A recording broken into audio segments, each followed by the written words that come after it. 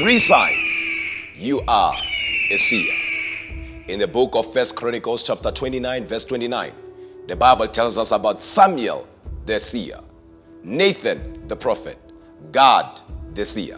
And there's a reason why the Bible is putting a thin line between a seer and a prophet.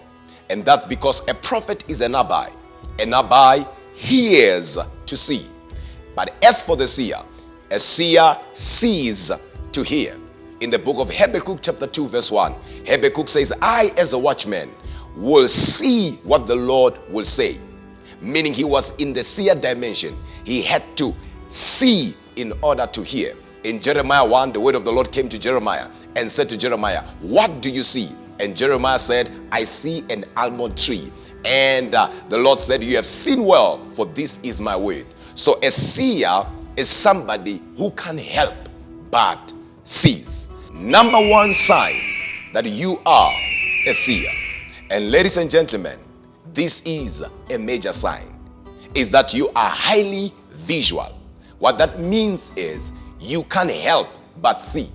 I'm talking about you seeing events in your dreams, in your visions, through mental pictures, through images or symbols, where before things happen, you see them either in your dream or either in your visions. I'm talking about you thinking about somebody or thinking about a certain place, and the next thing you hear something happened in that place. While you're thinking about somebody, they give you a call, they text you, or you hear something happened to them. You hear either good things about them or bad things about them. But the fact is, you kind of saw it either through a dream, either through a vision, or through a mental picture. So every seer can't help but sees. So if you are somebody who will often have series of dreams and most of the things you see, they come to pass, chances are you are a seer.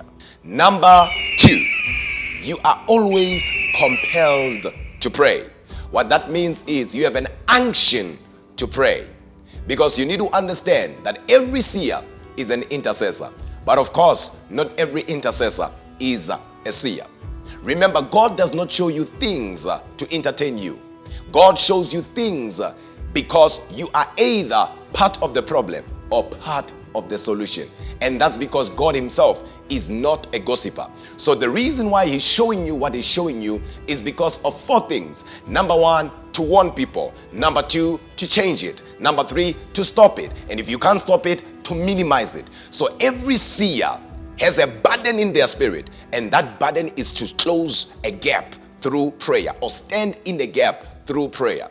Because here's what I want you to always remember: God reveals in order to redeem. So he does not show you things so that you can appear as a superstar or the greatest man or the greatest woman who can see things before they happen. There is a reason why God is showing you what he's showing you, and your part in it will either to stand in prayer, warn people, minimize it through prayer, or you can change it through prayer. And if you have the first sign and you do not have this one, you can always ask the Lord for an unction of prayer. Number 3, recognition.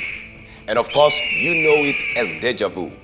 And when we talk about deja vu, we are talking about an event that is taking place in the present, but you are feeling like you have seen it before. And that's because indeed and in fact, your spirit was able to see that moment before it came to pass. Remember, life is spiritual. So whatever happens in the earthly realm actually happened in the realms of the spirit. So what you see here now, it's actually the spiritual materializing into the natural. So at that moment you'll be wondering, how come I've seen this before? Where did I see this? You are trying to remember, and it's because your spirit was able to download, but not to download the whole information. So in order for you to be always able to download the whole information and then you are able to predict what's going to happen, you need to have a strong spirit. Just like the book of Luke chapter 1 verses 80 says that John the Baptist, the baby John, grew strong in spirit. Once your spirit is strong, you are able to fathom the realms of mysteries. And how do you cause or rather build up your spirit to be strong? By walking with the Lord, by being close with the Lord, by seeking a deeper or rather a closer relationship with God. And it is important for me to say this. Any believer can see in the spirit, but that does not make every believer a seer. Just as any believer can prophesy, but not every believer is a prophet.